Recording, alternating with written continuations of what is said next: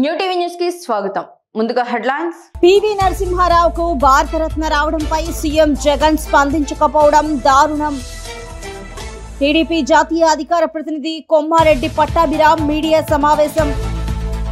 అన్ని రాజకీయ పార్టీలు బీజేపీకి దాసోహం. ప్రజాశాంతి పార్టీ అధ్యక్షులు డాక్టర్ కేఏ పాల్ విమర్శ. ఇక డీటెయిల్స్ చూస్తే, మాజీ ప్రధాని పివి నరసింహారావు కుటుంబ సభ్యులకు సీఎం జగన్ క్షమాపణలు చెప్పాలని తెలుగుదేశం పార్టీ సీనియర్ నేత బుద్ధా వెంకన్న డిమాండ్ చేశారు. పివి నరసింహారావుకు భారతరత్న రావడంపై సీఎం జగన్ స్పందించకపోవడం దారుణమన్నారు. పివి గురించి ఎంపీ విజయసాయిరెడ్డి మాట్లాడితే ఆయన అపవిత్రుడవుతారని బుద్ధా వెంకన్న మండిపడ్డారు. పివి నరసింహారావు గారికి భారతరత్న గురించి హర్షం వ్యక్తం చేయడానికి టీవీ ఛానల్ వాళ్ళు అతన్ని అడిగితే విజయసాయిరెడ్డి చెప్తాడా? విజయసాయిరెడ్డి స్థాయా అంటే నా స్థాయి కాదు, విజయసాయిరెడ్డి స్థాయి అని పివి నరసింహారావు గారికి మరొక్కసారి అవమానం జరిగింది. వీళ్ళ తండ్రి వైఎస్ రాజశేఖర రెడ్డి కడపలో ఆ రోజు కోట్ల విజయభాస్కర్ రెడ్డి ముఖ్యమంత్రిగా ఉన్నప్పుడు పివి నరసింహారావుతో మీటింగ్ పెడితే చెప్పులు ఇసిరిచ్చినటువంటి వైఎస్ రాజశేఖర రెడ్డి. అంతకంటే దారుణమైన పరిస్థితి ఇవాళ వెళ్ళి లోగోలు పెట్టి ఆయన గురించి ఒక తెలుగువాడికి, అది చనిపోయిన వాడికి భారతరత్న ఇస్తే పోనీ బతికుండి నీకు అతనికి కక్షలు ఉన్నాయంటే ఓకే. ఆయన చనిపోయి ఏ లోకాన్ని ఉన్నాడు? ఆయన మీద కూడా కక్ష సాధింపు చేసే మనస్తత్వం గల జగన్మోహన్ రెడ్డి లాంటి వ్యక్తులు ఉన్నారంటే వీళ్ళని చీకొట్టాలి. ఓటు ద్వారా కాదు, అసలుకి ముందే లాగి దించేయాల్సిన పరిస్థితి. పివి నరసింహారావు గారి గురించి రెండు మాటలు చెప్తే నీ సొమ్ము ఏమైనా పోయిందా? నువ్వు ఇసుకలో దోచుకున్న డబ్బులు ఏమైనా పోతాయా? నువ్వు మందులో దోచుకున్న డబ్బులు ఏమైనా పోతాయా? నువ్వు రాష్ట్రంలో దోచుకున్న భూములు ఏమైనా పోతాయా? పివి నరసింహారావు గారు లాంటి వ్యక్తులు ప్రధానమంత్రులు చిన్న మచ్చ కూడా లేకుండా చేసినటువంటి వ్యక్తి గురించి మాటలు చెప్పడానికే నువ్వు ఇబ్బంది పడితే తెలుగు వారికి ప్రాతినిధ్యం వహించడానికి నువ్వు పనికిరావు. ఒక తెలుగు వ్యక్తికి భారతరత్న అవార్డు ఇస్తే నువ్వు ఎందుకు దాని గురించి మాట్లాడో? మేము ఎన్టీ రామారావు గారికి భారతరత్న ఇవ్వాలని ఎప్పటి నుంచో కోరుతున్నాం. ఇంకా ఆయనకి భారతరత్న ఇవ్వాలా? అయినా సరే తెలుగు ప్రజల నుంచి భారతదేశానికి ప్రధానమంత్రి చేశాడని చంద్రబాబు నాయుడు గారు శుభాకాంక్షలు కూడా అందజేశారు. ప్రతి టీవీల్లో ప్రతి పేపర్లో వచ్చింది. నీకేంటి ఇబ్బంది? నీకు పివి నరసింహారావు గారికి శుభాకాంక్షలు తెలపడానికి ఏంటి నీకు ఇబ్బంది అని నిన్ను అడుగుతున్నాం. పివి నరసింహారావు గారు మా పార్టీ కాదు, కానీ తెలుగు ప్రజలందరికీ కావాల్సినటువంటి వ్యక్తి. తెలుగు ప్రజల్లో కూడా ప్రధానమంత్రి చేసే కెపాసిటీ ఉందని తెలిపినటువంటి వ్యక్తి. మైనార్టీలో ఉన్నటువంటి ప్రభుత్వాన్ని ఫుల్గా 5 సంవత్సరాలు పరిపాలించినటువంటి అపరమేధావి. ఈరోజు తెలంగాణ రాష్ట్ర మహిళా కాంగ్రెస్ అధ్యక్షురాలు సునీత ముదిరాజ్ రంగారెడ్డి జిల్లా చేవెళ్ల పార్లమెంట్లో మహిళా రివ్యూ మీటింగ్ ఏర్పాటు చేసి రానున్న పార్లమెంట్ ఎన్నికల్లో ఘన విజయం మోగించాలని మహిళా కార్యకర్తలకు పిలుపునిచ్చారు. చెప్పుల మీద జిఎస్టీ, కట్టుకున్న చీరల మీద జిఎస్టీ. ఎన్నడన్నా జిఎస్టీ చూసినామా మనం? ఎన్నడన్నా ట్యాక్స్లు వేసిందా? పెట్రోల్ ధరలు ఎటువైనాయి, డీజిల్ ధరలు ఎటువైనాయి, గ్యాస్ ధరలు ఎటువైనాయి, ఆకాశానికి అంటున్నాయి. ఎంతుంటే గ్యాస్ ధర చెప్పండి? మొన్నటి వరకు 1200 ఉంది. మరి బీఆర్ఎస్ బీజేపీ కలిసి దోసుకున్న వాళ్ళకి కోటేస్తారా, కాంగ్రెస్ కోటేస్తారని అడుగుతారా? ఎందుకు ఓటేయాలి? చెల్లెళ్ళకి అందరికీ చెప్పాలి. డోర్ టు డోర్ క్యాంపెయినింగ్ పోయి చెప్పాలి. ఏమని చెప్పాలి? మేము చేస్తున్న అభివృద్ధి, మనం చేస్తుంది 6 గ్యారెంటీలల్లా మనం ఏమేమి ఇచ్చినాం ఇప్పటిదాకా? బస్ ఫ్రీ 48 గంటలలో ఇచ్చినాం. 2 నెలలు కాలే మనం వచ్చి బస్ ఫ్రీ. ఇంకా ఆరోగ్యశ్రీ ఎన్ని లక్షల వరకు ఇచ్చినాం? 10 లక్షల వరకు. 2 హామీలు ఇంకేమి ఇచ్చినాం మనం? 500 సిలిండర్, ఇంకోటి 200 యూనిట్ల కరెంట్. రాబోయే ఈ 1 వీక్లో ఇంకా అవి కూడా రిలీజ్ చేస్తారు, మిగతా గ్యారెంటీ. ఈరోజు హరీష్ రావు మాట్లాడడం విట్టూరంగా లేదు. మేడిగడ్డ ప్రాజెక్ట్ చూసిండ్రా, ముందర పడ్డది. కాళేశ్వరం చూసిండ్రా. ఈరోజు వాళ్ళ కమిషన్ల కోసం లక్షల వేల కోట్లు వాళ్ళ జోబులు వేసుకొని ఈరోజు ఎంత దరిద్రంగా మన నేడు వరకు తీసుకొచ్చినారు, రోడ్డు మీదకి తీసుకొచ్చినారు. ఈరోజు మన దోస్తుది ఏం డిస్టర్బెన్స్ ఇది? టీడీపీ జాతీయ అధికార ప్రతినిధి కొమ్మారెడ్డి పట్టాభిరామ్ మీడియా సమావేశంలో మాట్లాడుతూ గత 5 సంవత్సరాలుగా ఇది అదే కాకుండా అన్నింటిలోనూ అడ్డగోలుగా జగన్మోహన్ రెడ్డి దోపిడీ చేశారని పట్టాభి ఆరోపించారు. సిగ్గు లేకుండా పిల్లలకు సంబంధించిన చదువులో కూడా దోపిడీ చేశారని ఆయన మండిపడ్డారు. ఇవాళ ఎన్డీపీ పనులకు దండం అంటా ఉన్నారు కాంట్రాక్టర్లు అందరూ. దీనికి ఏమి సమాధానం చెప్తారు? ఈ పేమెంట్స్కి ఏంటి సార్ గ్యారంటీ? వీటికి ఎవరా గ్యారంటీ లెటర్స్? ఈ పేమెంట్స్కి ఎవరా గ్యారంటీలు? ఈ చెల్లింపులు మీరు చేయరా? మేము తీసుకొచ్చినటువంటి రుణం డబ్బులు కూడా మింగేస్తూ ఇవాళ మీకు కావాల్సిన వాళ్ళకి గ్యారంటీ లెటర్లు ఇస్తారంట. రహదారుల గుత్తేదారులకు మొండి చేయి, ఎవరికి బిల్లులు ఇవ్వని సర్కార్. ఏంటి దీనికి మీ సమాధానం ఏంటి? రోడ్ల పైన గుంటల వల్ల ఎంతమంది ప్రాణాలు కోల్పోతున్నారు ప్రమాదాల బారిన పడి. ఇవాళ 1 కిలోమీటర్ దూరం ఏ గ్రామీణ ప్రాంతాల్లో పట్టణ ప్రాంతాల్లో ప్రయాణం చేయాలంటే గుండెలు అరచేతిలో పెట్టుకుని ప్రయాణం చేయాల్సినటువంటి పరిస్థితి. దీనికి ఏమి సమాధానం చెప్తారు? మంత్రి గారు నీటి బిల్లులు ఇప్పించండి. నిజంగా ఎంత దుర్మార్గమయ్యా!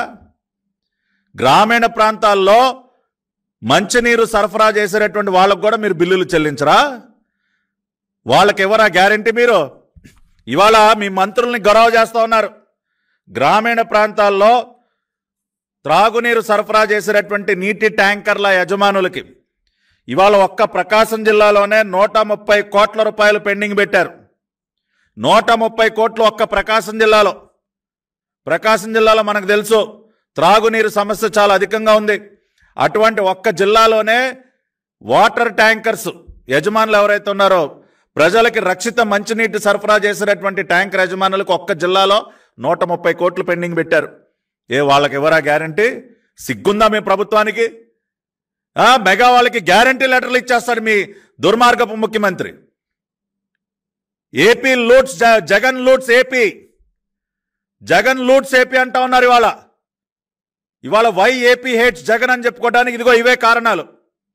ఇవాళ రాష్ట్ర ప్రజలందరూ జగన్మోహన్ రెడ్డిని ఎందుకు అసహించుకుంటున్నారో చెప్పడానికి ఇది కారణమయ్యా. ఇవాళ ఏపీ నీడ్స్ జగన్ కాదు, వై ఏపీ హేట్స్ జగన్ అన్న క్యాంపెయిన్ వాళ్ళు ఉధృతంగా జరుగుతోంది. మంచినీటి ట్యాంకర్లకు మీరు బిల్లులు చెల్లించరు. అంతేకాకుండా బిల్లుల కోసం ఎవరన్నా కోర్టులకు వెళితే టెండర్లలో పాల్గొన్నెవరంట. కోర్టుకు వెళితే no tender. Andhra Pradesh medical infrastructure development corporation ఎంత దారుణం అంటే అండి, కోవిడ్ టైంలో మాస్కులు కానీ ఇతరత్ర మెడికల్ ఎక్విప్మెంట్ కానీ ఇంకా ఇతరత్ర సామాగ్రి సరఫరా చేసిన వారికి ఈ రోజుకి కూడా బిల్లులు చెల్లించలేదు. వాళ్ళు కోర్టులకు కనుక వెళితే భవిష్యత్తులో ఏ టెండర్లో పాల్గొనేవారంటే ఇదన్నా రౌడీజమా? నీ అబ్బా జాగీరా ఇది? వాళ్ళకి డబ్బులు ఇవ్వకుండా కోర్టుకెళ్ళకి ఇంకెక్కడికి వెళ్తారా? ఎక్కడికి వెళ్తారు కోర్టుకెళ్ళక? అన్ని రాజకీయ పార్టీలు కేంద్రాల్లో ఉన్న బీజేపీకి దాసోహం అవుతున్నాయని ప్రజాశాంతి పార్టీ అధ్యక్షుడు డాక్టర్ కేఏ పాల్ విమర్శించారు. ఆర్ఎస్ఎస్ దేశానికి అతిపెద్ద ప్రమాదకారిగా మారిందని, బీజేపీ ఆర్ఎస్ఎస్ కబంధ హస్తాలో దేశం ప్రమాదకరమైన స్థితిలో ఉందని ఆయన ఆందోళన వ్యక్తం చేశారు. విజయవాడ ఏపీయూడబ్ల్యూజే భవన్లో ఆదివారం doctor K A Paul meet the press జరిగింది. ఈ కార్యక్రమానికి ముఖ్య అతిథిగా హాజరైన డాక్టర్ కేఏ పాల్ మాట్లాడుతూ దేశం ప్రమాదకరమైన స్థితిలో ఉందని, దాన్ని కాపాడాల్సిన బాధ్యత అందరి మీద ఉందని ఆయన పిలుపునిచ్చారు. ఎందుకు నేను 2008 జనవరి నుండి ఇప్పటి వరకు ప్రపంచాన్ని విడిచిపెట్టి పల్లెలు తిరుగుతున్నాను. 29 రాష్ట్రాలు, టెరిటోరీలు, 294 నియోజకవర్గాలు 2 రాష్ట్రాల్లో ఎందుకు తిరుగుతున్నాను? ఊహకు అతీతం. 8th wonder of the world ఎందుకు మన తెలుగు రాష్ట్రాల్లో తిరుగుతున్నాడు అన్నది పెద్ద క్వశ్చన్ అయిపోయి ఎవరికి వచ్చిన కామెంట్స్ వాళ్ళు చేసుకుంటున్నారు. అయితే సెంట్రల్లో మోదీ, అమిత్ షా రూపాల వారి గవర్నమెంట్ చేస్తున్న అవినీతిని నేను ఎత్తి చూపిస్తున్నప్పటికీ, సేవ్ ఇండియా ఫ్రమ్ మోదీ అని బుక్ రాసినప్పటికీ, నెలకి 1,00,000 కోట్ల అప్పు ఎందుకు చేస్తున్నారని అనేక సార్లు మోదీ గారిని నిలదీసినప్పటికీ, ప్రతిరోజు మోదీ గారు చేస్తున్న తప్పుల్ని నేను ఎత్తి చూపిస్తున్నప్పటికీ నన్ను వారు ఎందుకు వాడుకుంటున్నారు? వారికి నేను ఎవరినో అర్థమైంది, మన ముఖ్యమంత్రులకు అర్థం అవలా. అదే విధంగా గ్లోబల్ పీస్ ఎకనామిక్ సమిట్ గద్దరన్న లాంటి వాళ్ళు, chief secretary IAS Danamayya, Rosaiah, మా ప్రజాశాంతి పార్టీలో చేరిన 120 మంది ఐఏఎస్ ఐపీఎస్ ఎవరు రిపోర్ట్ చేయరు. చీఫ్ సెక్రటరీ దానమయ్య గారు ప్రజాశాంతి పార్టీలో చేరారు. చీఫ్ సెక్రటరీ మాదిగా రోసయ్య గారు, అంటే కులాలకు అతీతం అని చెప్పడానికి ఇది. గద్దరన్న గాంధీ కుటుంబాన్ని కాదని, మోదీ కుటుంబాన్ని కాదని, ఆర్ఎస్ఎస్ని కాదని, కేసీఆర్ని కాదని, కాంగ్రెస్ని కాదని ప్రజాశాంతి పార్టీలో అక్టోబర్ 5, 2022 ఎందుకు చేరారు?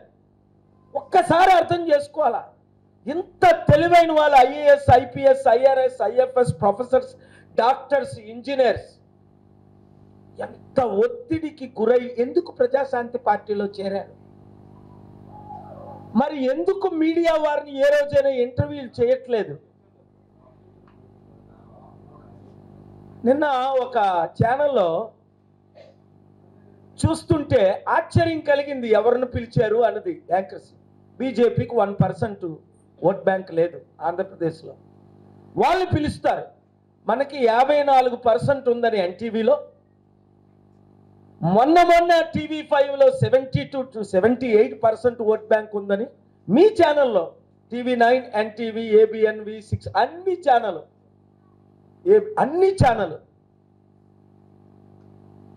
మినిమం 54%.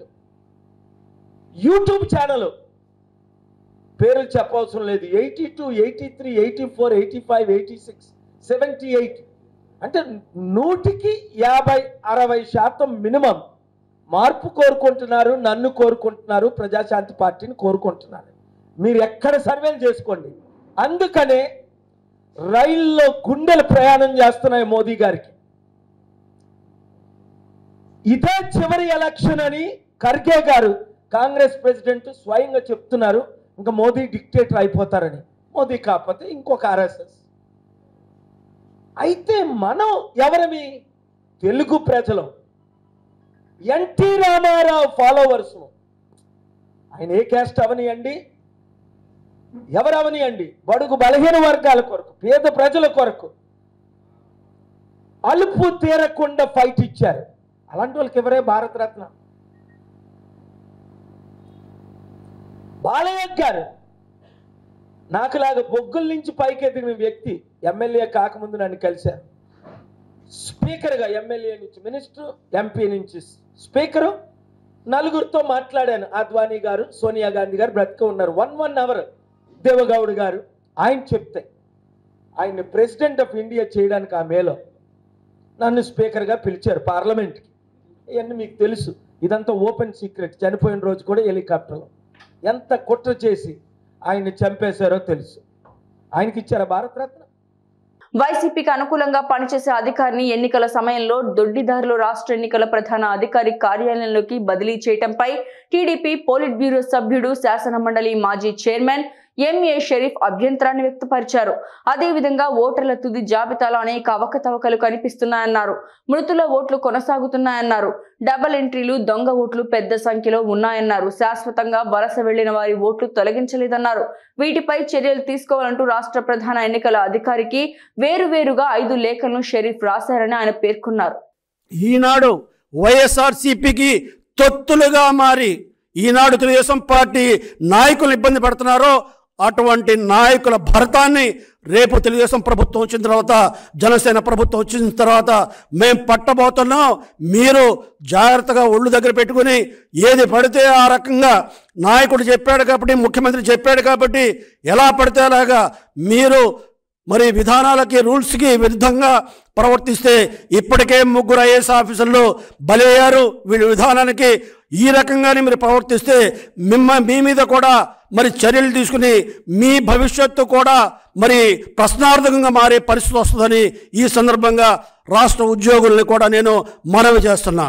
రాష్ట్ర భవన్లో సీఎం రేవంత్ రెడ్డిని కలిసి బడ్జెట్ పత్రాలను సమర్పించిన డిప్యూటీ సీఎం బట్టి విక్రమార్క.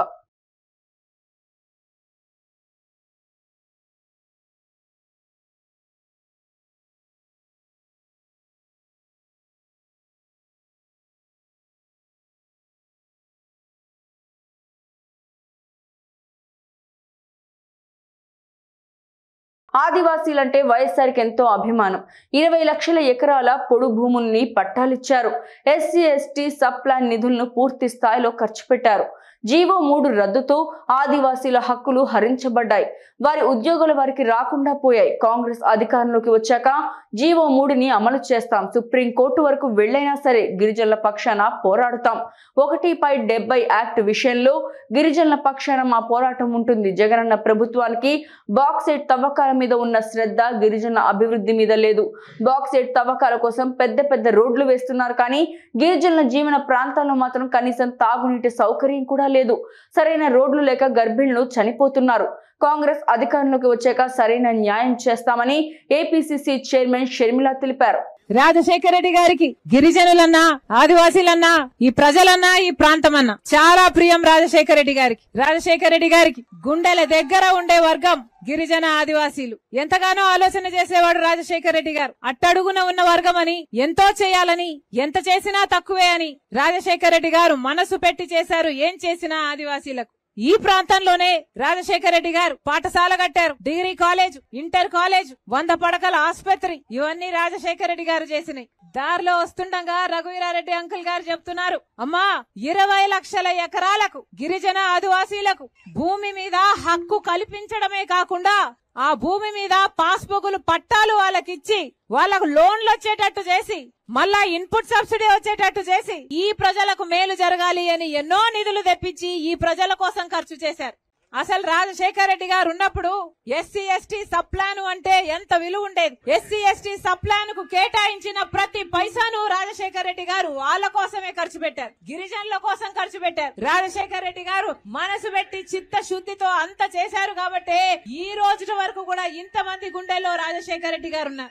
ఈ రోజు వరకు కూడా అమ్మా మా గ్రామాలలో రాజశేఖర రెడ్డి గారు వేసిన రోడ్లే తల్లి. మా గ్రామాల గురించి మళ్ళీ ఎవరూ ఆలోచన చేయలేదు. ఆ రోజుల్లో కట్టిన రాజశేఖర రెడ్డి గారు కట్టిన ఇల్లులే అమ్మా. ఆ తర్వాత మళ్ళీ ఎవరు మాకు ఇల్లు లేదు, మాకు రోడ్లు వేయలేదు. ఈ రోజు వరకు కూడా రోడ్లన్నీ చెడిపోయి అసలు మా గర్భిణీ స్త్రీలకు కూడా ప్రయాణం చేయడానికి ఎంతో కష్టం అవుతుంది ఈ రోడ్లలో అని వాపోతున్నారు. అంటే మరి ప్రభుత్వాలు ఉన్నట్ట, లేకపోతే లేనట్ట, లేకపోతే చచ్చిపోయినట్ట. మారుమూల ప్రాంతం, గిరిజనుల ప్రాంతం ఎంతగా పట్టించుకోవాలి, కానీ మీ గురించి పట్టింపు లేదు. కానీ బాక్సైట్ తవ్వకాల కోసం పెద్ద రోడ్లు వేసుకుంటున్నారు. కనిపిస్తున్నాయి కదా పెద్ద రోడ్లు, హైవేలు ఎంత సైజులలో ఉన్నాయి. బాక్సైట్ మైనింగ్ మీద ఉన్న ఇంట్రెస్ట్ ప్రజల అభివృద్ధి మీద, మీ సంక్షేమం మీద లేకపోయింది. మరి ఏమనాలి? రాజశేఖర రెడ్డి గారు ఉన్నప్పుడు అంతగా ఆలోచన చేశాడే ఆంధ్ర రాష్ట్ర ప్రజల కోసం. మరి ఇప్పుడున్న నాయకులు అటు పాలక పక్షం అయితేనేమి, ఇటు ప్రతిపక్షం అయితేనేమి ఒకరైనా ప్రజల గురించి ఆలోచన చేస్తున్నారా? భాజపా బలోపేతమే లక్ష్యంగా పొత్తులపై అధిష్టానం నిర్ణయం తీసుకుంటుందని ఆ పార్టీ రాష్ట్ర అధ్యక్షురాలు పురంధరేశ్వరి అన్నారు. పొత్తుల వ్యవహారం అంతా ఢిల్లీ స్థాయిలోనే ఉంటుందన్న ఆమె తాము మాత్రం పార్టీని ప్రజల్లోకి తీసుకువెళ్లేందుకు కార్యక్రమాలు నిర్వహిస్తామని వివరించారు. విజయవాడ భాజపా కార్యాలయంలో దీన్ దయాళ్ వర్ధంతి కార్యక్రమంలో ఆమె పాల్గొన్నారు. ఇతర పార్టీల నుండి భాజపాలో చేరిన పలువురికి ఆమె కండువా కప్పి ఆహ్వానించారు. గౌరవనీయులైన రాష్ట్ర అధ్యక్షులు మన శ్రీ పురంధేశ్వర్ గారికి, మరి మన జాతీయ అధ్యక్షులు మరి నడ్డా గారికి మమ్మల్ని ఆహ్వానించినందుకు, మమ్మల్ని ఈ పార్టీలోకి బలోపేతం చేయడానికి అందరం కూడా మా శాయశక్తుల కృషి చేస్తామని మేము మాటిస్తున్నాము. మరి మన కృష్ణా జిల్లాలో మేము ఇంజనీరింగ్ చదువుకునేటప్పుడు మన బీజేపీ పార్టీ అన్నప్పుడు గుర్తొస్తుంది. 98లో 18.7 వడ్డే రామకృష్ణ గారు అని ఎంపీ క్యాండిడేట్ పోటీ చేసినప్పుడు 18.7% ఓటింగ్ వచ్చింది. మరి ఆ రోజునే కృష్ణా జిల్లాలో బీజేపీకి ఉన్న బలం అది. మరి దాన్ని బలోపేతంగా మన కార్యకర్తలందరూ కూడా ముందుకు తీసుకెళ్తే ఖచ్చితంగా దాన్ని 60% మనం తీసుకెళ్ళచ్చు. మనందరం కూడా శాయశక్తుల మేడం గారికి సహకారాలు అందిస్తూ మరి మేడం గారి గైడెన్స్లో మన అందరం కూడా ముందుకెళ్ళాలి. మరి అవినీతి రహిత ప్రభుత్వాన్ని నడుపుతున్నారు కాబట్టి ఈ రోజున ప్రజలు మన్నలు పొందుతున్నారు.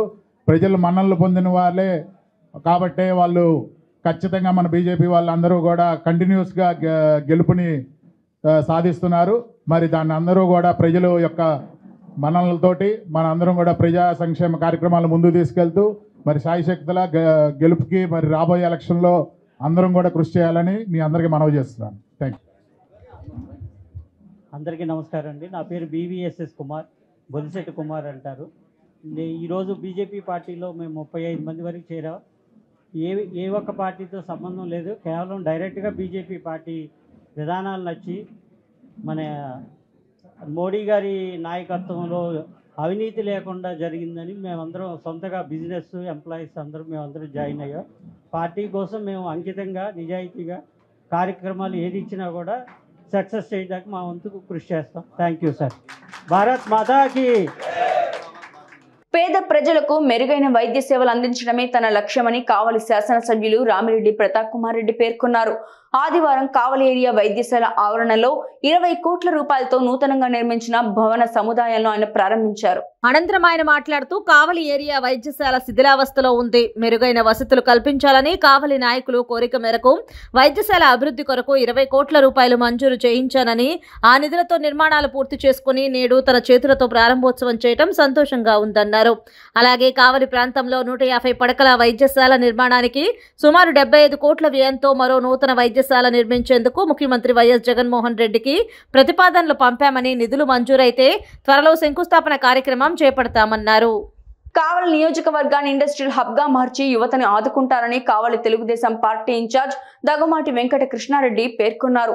కావలి పట్టణంలోని 18వ వార్డు మరియు 6వ వార్డు ఇన్ఛార్జీలు జంపాని ప్రసాద్, స్థానం హరి ఆధ్వర్యంలో తెలుగుదేశం పార్టీ ఇన్ఛార్జ్ కావ్య కృష్ణారెడ్డిని ఆశీర్వదించడానికి ఆదివారం పెద్ద ఎత్తున తరలివచ్చారు. తనను ఆశీర్వదించడానికి వచ్చిన యువతను వార్డుల్లో ప్రజలను ఉద్దేశించి ఆయన మాట్లాడుతూ కావలి నియోజకవర్గాన్ని పారిశ్రామిక రంగంగా అభివృద్ధి పరిచి యువతకు ఉపాధి అవకాశాలు కలిగేటట్లు చేస్తానని, అలాగే కావలి నియోజకవర్గంలోని 4 మండలాలు వ్యవసాయంపై ఆధారపడి ఉన్నాయని, నీరు లేక పంటలు సరిగ్గా పండించుకోలేకుండా ఉన్నామని పలువురు ఆయన దృష్టికి తీసుకొచ్చారు. స్పందించిన ఆయన వ్యవసాయానికి సాగునీరు అందించలేని కొందరి పాలకుల నిర్లక్ష్యం కారణంగా ఈ ప్రాంతమంతా వర్షాలపై ఆధారపడి జీవిస్తున్నారని, తాను కావలి నియోజకవర్గం శాసనసభ్యునిగా ఎన్నికైన వెంటనే సోమశిల రిజర్వాయర్ నుంచి వచ్చే కావలి కాలువకు అదనంగా నీటి కేటాయింపును ఏర్పాటు చేసి ఈ ప్రాంత రైతులను ఆదుకుంటానన్నారు.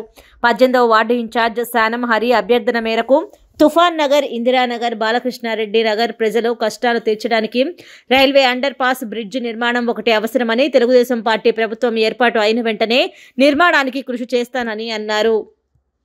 పశ్చిమ గోదావరి జిల్లా నరసాపురం మొగల్తూరు మండలంలోని వాసవిమాత ఆత్మార్పణ దినోత్సవాన్ని పురస్కరించుకొని అమ్మవారికి ప్రత్యేక పూజలు నిర్వహించారు. స్థానిక వాసవి ఆర్యవైశ్య కళ్యాణ మండపంలో ఆర్యవైశ్య సంఘం మహిళా మండలి, వాసవి వనితా క్లబ్ సంయుక్తంగా వాసవి మాతకు ప్రత్యేక కుంకుమ పూజలు చేశారు. చిన్నారులు వాసవి మాత అలంకరణతో అలరించారు. తొలుతగా అమ్మవారికి గ్రామోత్సవం నిర్వహించారు. అన్న సమారాధన కార్యక్రమం నిర్వహించారు. ఆయా కార్యక్రమాల ఆయుర్వేద సంఘ, ఆర్యవైశ్య సంఘం, యువజన సంఘం మహిళా మండలి సభ్యులు పూజా కార్యక్రమంలో పాల్గొన్న భక్తులకు ఎటువంటి అసౌకర్యాలు కలగకుండా సేవా కార్యక్రమాలు చేశారు.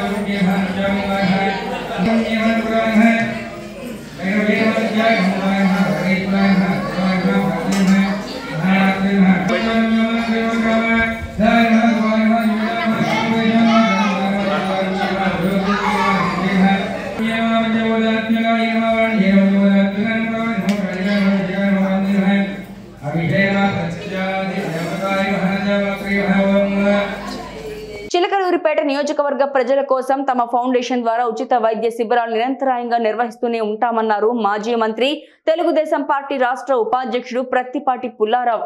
ఆయా గ్రామాల పరిధిలోని కంటి సమస్య ఉన్న ప్రతి ఒక్కరూ ఈ వైద్య శిబిరాలను సద్వినియోగం చేసుకోవాలని సూచించారు. నేత్రాలు ఆరోగ్యంగా ఉంటే ఎవరి పని వారు సంతోషంగా చేసుకోగలుగుతారని, కంటి పరీక్షలో శస్త్రచికిత్సలు అందించడంలో శంకర్ కంటి ఆసుపత్రి దేశంలోనే ప్రథమ స్థానంలో ఉందని కొనియాడారు. ఆదివారం చిలకలూరిపేట ప్రత్తిపాటి గార్డెన్స్ లో ప్రత్తిపాటి ఫౌండేషన్ ఆధ్వర్యంలో నిర్వహించిన 34వ ఉచిత మెగా కంటి వైద్య శిబిరానికి భారీ స్థాయిలో స్పందన వచ్చింది. శంకర్ కంటి ఆసుపత్రి సౌజన్యంతో ఏర్పాటు చేసిన ఈ వైద్య శిబిరానికి ప్రత్తిపాటి పుల్లారావు ప్రారంభించారు. లక్ష్మీ స్కూల్ ఆఫ్ నర్సింగ్ విద్యార్థులు, పిఎంపి, ఆర్ఎంపి వైద్యులు స్వచ్ఛందంగా సేవలందించారు. చిలకలూరిపేట నియోజకవర్గంతో పాటు పలు ప్రాంతాల నుంచి ప్రజలు తరలివచ్చారు. ఈ సందర్భంగా ప్రత్తిపాటి మాట్లాడుతూ ఉచిత కంటి పరీక్షలతో పేదలకు ఎంతో సాంత్వన చేకూరుతుందని తెలిపారు. పేదలకు మెరుగైన కంటి వైద్య సేవలు అందించడమే లక్ష్యంగా ఫౌండేషన్ ద్వారా ఉచిత వైద్య శిబిరాలు నిర్వహిస్తున్నట్లు వెల్లడించారు. ప్రజలకు ఉచితంగా కంటి పరీక్షలతో పాటు అవసరమైన వారికి ఉచితంగా శస్త్రచికిత్సలు, కళ్లద్దాలు అందిస్తామని అన్నారు. మెడికల్ క్యాంపులని నేను మీకు తెలియజేస్తా ఉన్నాను. ఎందుకంటే కంటి సమస్యలతోటి ఇప్పటికే రోజు 2-3 లెటర్లు రాసిస్తే వాళ్ళు ఈ 4.5 ఏళ్లలో కొన్ని వందలాది మందికి ఆపరేషన్లు చేశారు. ఈరోజు మనం క్యాంపు నిర్వహించాము. ఈ క్యాంపులో కంటి సమస్య ఉన్న ప్రతి ఒక్కరూ కన్ను ఆరోగ్యంగా ఉంటే మీ పనులు మీరు చేసుకోవడానికి హాయిగా సంతోషంగా ఉండేటువంటి అవకాశం ఉంది. అన్నిటికన్నా ముఖ్యమైనటువంటిది కళ్ళు. ఈ కళ్ళుని ఆరోగ్యంగా ఉంచటం, ఉచితంగా ఆపరేషన్ చేయించటం, ఉచితంగా మందులు ఇవ్వటం. శంకర్ నేత్రాలయం వారు దేశంలోనే నెంబర్ 1 స్థానంలో ఉన్నారు. ఈ యొక్క శంకర్ నేత్రాలయం వారు దానికి మురళీ గారు వారి ప్రతినిధిగా వచ్చారు. కాబట్టి మీరందరూ కూడా సద్వినియోగం చేసుకోండి. మీరు ఇంటికి వెళ్ళినాక ఇంకా ఎవరైనా సమస్యలు ఉండే వాళ్ళని కూడా పంపించండి. సాయంత్రం వరకు ఈ శిబిరం కొనసాగుతుంది. ఎన్ని గంటల వరకు? 6 గంటల వరకు ఈ శిబిరం కొనసాగుతుంది. కాబట్టి ఈ శిబిరాన్ని సద్వినియోగం చేసుకోవాలని కోరుతూ రేపు నెక్స్ట్ ఆదివారం 4 రకాల జబ్బులు ముఖ్యమైనటువంటి సెంటినీ హాస్పిటల్ విజయవాడ వారు వస్తున్నారు. ఈ 4 రకాల జబ్బులతో బాధపడేటువంటి వాళ్ళు కూడా సమాజంలో చాలా ఎక్కువ మంది ఉన్నారు, గ్రామాల్లో కానీ వార్డుల్లో కానీ. దీన్ని కూడా మీరందరూ ఇళ్ళకి వెళ్ళిన తర్వాత మీ బజారులో మీకు తెలిసినటువంటి అందరూ కూడా నెక్స్ట్ సండే అంటే నెక్స్ట్ ఆదివారం 18వ తేదీ ఈ 4 రకాల జబ్బులు మళ్ళీ మీలో ఉన్నా కూడా చూపించుకోండి. ఉచితంగా పరీక్షలు నిర్వహించబడుతుంది. విజయవాడ హాస్పిటల్ ఫ్రీగానే చేయబడతాయి ఆపరేషన్లు కూడా. దీంట్లో 4 రకాల జబ్బులు ఉన్నాయి. గుండె బరువు, ఆయాసం, గుండె దడ, ఛాతీలో మంట, బీపీ, కళ్ళు తిరుగుట, అధిక రక్తపోటు ఉన్నటువంటి వాళ్ళందరికీ పరీక్షలు నిర్వహించబడతాయి. రెండవది థైరాయిడ్ గ్రంథిలో వాపు, రక్తనాళ సంబంధిత ఆపరేషన్లు, రొమ్ములో గడ్డలు, మూలశంక వ్యాధులు, హెర్నియా, జీర్ణకోశానికి సంబంధించి రెండవది. మూడవది కిడ్నీలో రాళ్ళు, ప్రోస్టేట్ గ్రంథి సమస్యలు, మూత్రంలో మంట, కిడ్నీ ఫెయిల్యూర్ ఉన్నటువంటి వాళ్ళకు కూడా టెస్టులు నిర్వహించబడతాయి. వార్తలు ముగించే ముందు హెడ్లైన్స్ మరోసారి. పివి నరసింహారావుకు భారతరత్న రావడంపై సీఎం జగన్ స్పందించకపోవడం దారుణం. టీడీపీ జాతీయ అధికార ప్రతినిధి కొమ్మారెడ్డి పట్టాభిరామ్ మీడియా సమావేశం. అన్ని రాజకీయ పార్టీలు బీజేపీకి దాసోహం. ప్రజాశాంతి పార్టీ అధ్యక్షులు డాక్టర్ కేఏ పాల్ విమర్శ. న్యూ టీవీ న్యూస్ ఇంతటితో సమాప్తం. తిరిగి రేపటి బులెటిన్లో మళ్ళీ కలుసుకుందాం. అంతవరకు సెలవు. నమస్కారం.